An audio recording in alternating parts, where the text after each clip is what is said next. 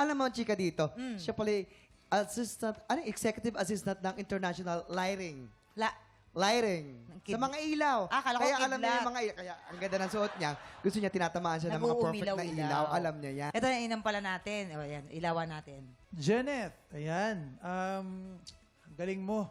Una Thank ko you napansin po. yung confidence, yung performance mo, yung tayo, yung alam mong kumbaga batak sa ganitong mga contest, sanay. Yung technique, yung skills, I would say very safe yung placement, hindi rin maingay pakinggan dun sa high notes. Yung areglo, nagustuhan ko rin, parang nag-ala Shakira dun sa bandang dulo. Siguro dun sa key change lang, hindi lang nasa pool ng, as in, na pinpoint, nasa pool talaga. Pero alam ko very challenging kasi parang walang hatid.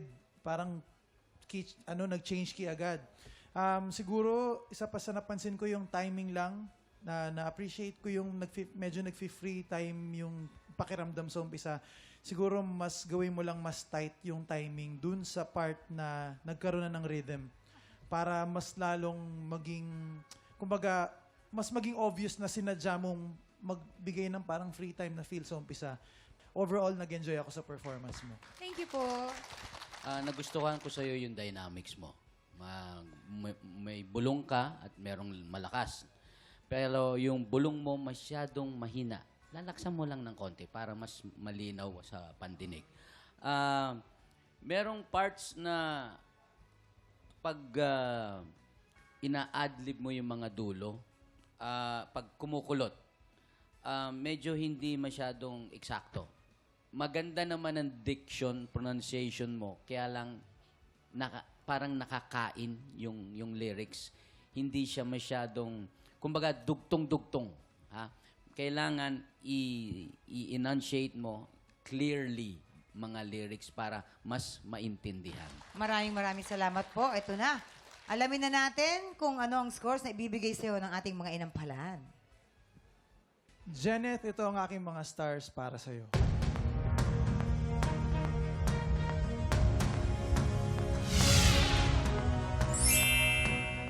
Four stars! Janet, ang stars na ibibigay ko sa'yo ay...